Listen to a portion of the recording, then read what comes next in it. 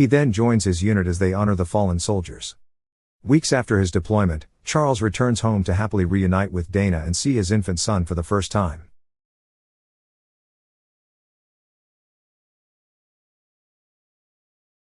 The movie begins in 2007, when a single mother, Dana Canedy, was a senior editor at the New York Times, balancing her work time while raising her infant son, Jordan.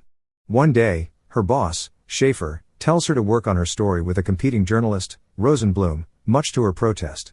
She receives counsel from her co-worker, Miriam, who is sympathetic to her plight. She returns home defeated, taking comfort in seeing Jordan in the crib. At night, she struggles to sleep, forcing her to rummage through a box of items belonging to her late husband, Charles. She tearfully reads a page of his journal to Jordan before getting her laptop to write him a heartfelt letter. It is spring 1998. A recently single Dana is visiting her family in preparation for her U.S. Army decorated father, Sergeant T.J. Canedy's, birthday celebration in 2 days. After a lovely family dinner, she joins her siblings, Mike and Gwen, to smoke a joint while catching up on their lives apart. The next day, she returns to her family home. She meets First Sergeant Charles Monroe King, who is finishing her father's pointillism painting as a birthday treat. Dana is immediately smitten by the handsome soldier, following her father's advice to make an excuse to hitch a ride back to her hotel to get acquainted. Once there, the pair talk by the poolside, with Charles confessing he is finalizing his divorce papers with his estranged wife.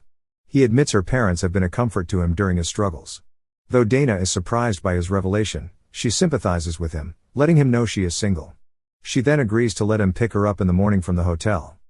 The next day, Charles arrives at her door as Dana realizes she overslept. Gathering her composure, she hurriedly prepares to go with him for breakfast. They eat at a local diner, where Charles discusses his love for serving in the military.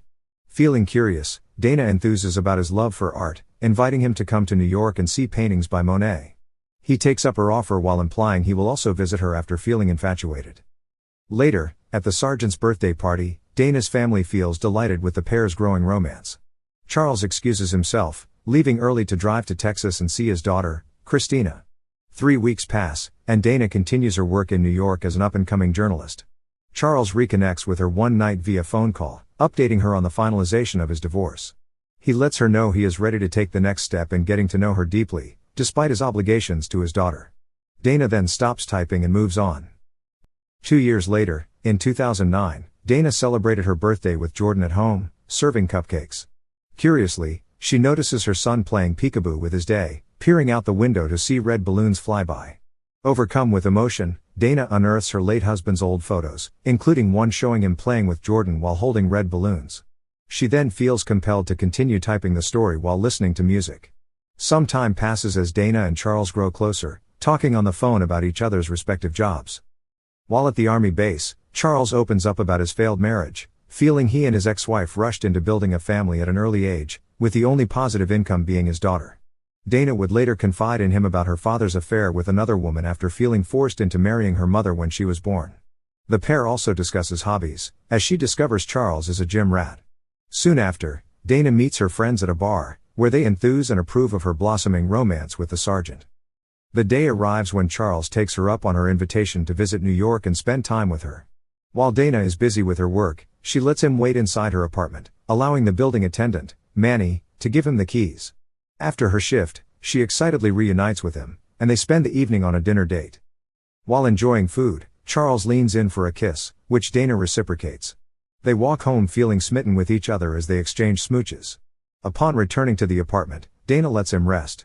At the same time, she takes a shower and dresses in an appealing nighttime attire, hoping to share a bed with him. Her assumption proves correct as Charles joins her in the bedroom and makes out with her before sleeping. The next morning, she becomes even more attracted to him as she discovers him doing push-ups shirtless next to her bed. They leave to explore the city park, resting on a bench while eating. The pair, undeniably in love, return home to make love, but Dana asks him to wait while she secretly shaves her legs to look more appealing. The pair then have passionate intimacy, affirming their feelings for each other. The next day, Dana takes Charles to see his first Monet painting up close at the art museum, something he truly feels grateful for. 6 months later, around Christmas, Dana gifts Charles a luxurious suit as he prepares to return to active duty soon. Though he feels touched by her gesture, he offers to pay half for it and requests that he continue wearing his treasured old sneakers.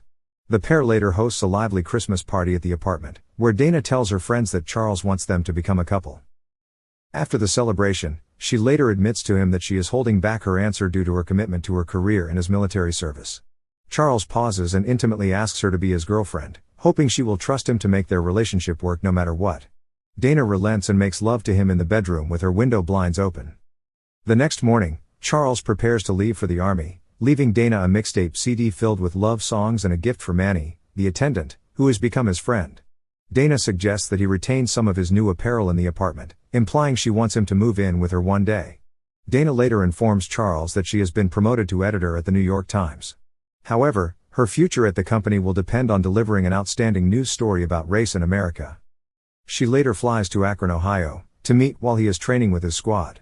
Unfortunately, her efforts get wasted as Charles does not show up on the intended day. He calls her the next morning, feeling guilty for not showing up due to his young colleague's wife's labor. Dana is immediately suspicious that he is covering up the fact that he sees another woman and hangs up. After returning to New York and resuming her work life, Charles invites himself to her apartment to surprise her and apologize for not telling her about his other responsibilities before she arranged a meet-up. Believing she feels he is a reflection of her father's mistakes, he promises that she is the only woman for her and that nothing will stop him from truly loving her. While he does her pedicure at night, Dana asks Charles, who is religious, if he has ever killed someone during his military service abroad. Though he does not answer directly, he states that he is obligated to protect and serve, implying he has taken lives to achieve success in missions. Charles reflects on this during one of the training exercises he administers with a group of young recruits. Sometime later, in 2001, the World Trade Center was attacked by terrorists who hijacked 2 commercial airlines. Dana and Charles immediately check in with each other, wishing to be safe from danger. Sometime in 2018, a teenage Jordan returned home from school bruised after bullies called him racial slurs and teased him about his father. Dana reveals to him Charles' journal, asking him to read through it to answer his questions about growing up and learning lessons through his dad's notes. Afterward, she celebrates her birthday with coworkers, receiving a vibrator gift from Miriam to alleviate her sexual needs. Later in the evening, Jordan requests that he visit his half-sister Christine more often, as Charles has always wanted him to be closer to her. Amid their conversation about him, Dana reveals she was never officially married to Charles, brought about by his tireless service going back and forth to Iraq following the September 11 attacks. During his time overseas, Charles asks her to marry him as Dana pleads with him to make her pregnant. Sometime later, Dana gets persuaded by Jordan and Miriam to go see his father's memorial. During the plane ride, she reminisces about her pregnancy, discussing important matters with Charles as he prepares to settle their finances while he is abroad. To ease her worries, she gives him a journal designed for new fathers so he can write things to his son. As Jordan questions her about why his father did not see him during his birth, Dana remembers that Charles could not go home due to his deployment in the Iraq War, which hurt her. When she went into labor at the hospital, Charles wrote about loving and respecting the women surrounding him, teaching him that beauty is in the eye of the beholder and that real beauty comes from deep inside. He then joins his unit as they honor the fallen soldiers. Weeks after his deployment, Charles returns home to happily reunite with Dana and see his infant son for the first time. He reveals he has contracted asthma at night since the military base is near a power plant. Hoping to ease her worries, he agrees to Dana's proposal of a big wedding. The next day, he surprises her with a picnic at the park, gifting her a bottle of extra virgin olive oil. Later, while playing peekaboo with Jordan in his stroller, Dana notices him flinching when a helicopter passes. Eventually, Charles prepares to disembark for Iraq, leaving Dana flowers in his drawings. She makes him promise to return in time for their wedding. Sometime after arriving in Washington, D.C., Dana and Jordan visit the Lincoln Memorial, where the curious boy asks his mother to be honest with him about his dad's cause of death. Dana shares that Charles was part of the U.S. Army's 1st Battalion, 67th Armed Regiment, stationed at the Triangle of Death Zone. On October 14, 2006, he led the Charlie Company on a mission where they had to resupply a military hotspot called the Island. At 10:38 a.m., while traveling to the area, their convoy gets ambushed by insurgents in a place called Jurf al-Sakr. Charles gets severely injured in the chest, dying on the ground holding Dana's picture. At the same time, a squadmate frantically tries to revive him. A while after the incident, Dana receives the news about his death and becomes distraught, getting comforted by her friends, who were arranged to visit and comfort her in case Charles passes away. Dana reminds Jordan that, despite the ongoing war, Charles remained dedicated to fighting for his soldiers. The next morning, she sees Jordan following his father's advice to work out and stay fit. They then head to the memorial park, where her family and friends surprise her after receiving an email from Jordan, who arranged the event. The young boy then tearfully reads a page from Charles' journal about family and fighting for love. Private Imhoff and Muhammad appear and hand Dana a burial flag, which she passes on to Jordan. After praying for Charles, everyone gathers at the hotel and honors the fallen soldier at an altar with his photos and medals. To this day, Jordan and Dana continue to reside in New York. After leaving the New York Times, she joined Simon & Schuster, eventually becoming vice president and publisher, with her memoir becoming an all-time bestseller. The movie ends with Jordan receiving a leadership award at school for his outstanding character, and still reads the journal regularly. Thank you for watching. Subscribe for more videos like this to help the channel out. Have a nice day.